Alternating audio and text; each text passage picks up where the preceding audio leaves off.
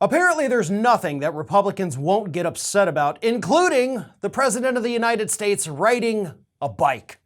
And on Monday evening, Eric Trump appeared with Sean Hannity on Fox News to actually attack Joe Biden for the crime of riding a bike.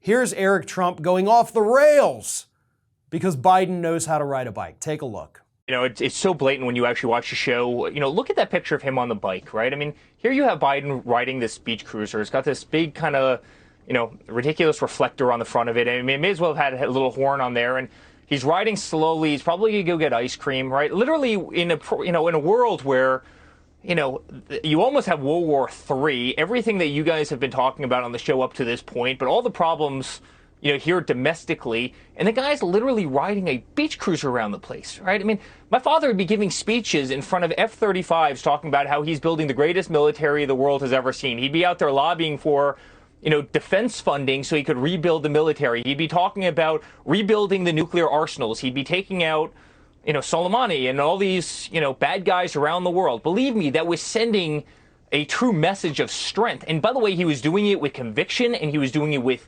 energy, and he was doing it with passion, and he was doing it with strength, which is what you would expect from an American president. No, Eric, your dad would have been golfing.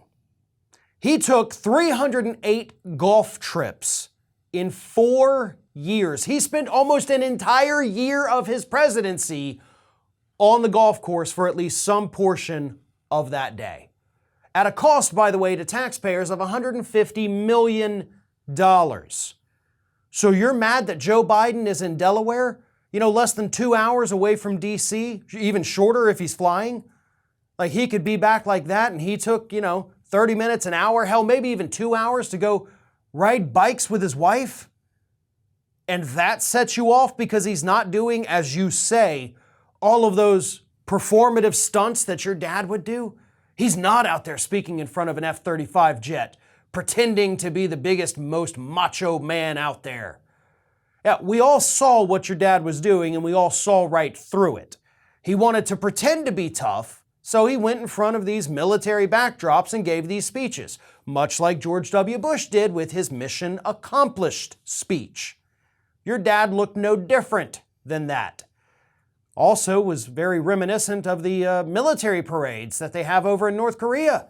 Oh, look how big and bad we are. Look at all these things we have that probably don't even work.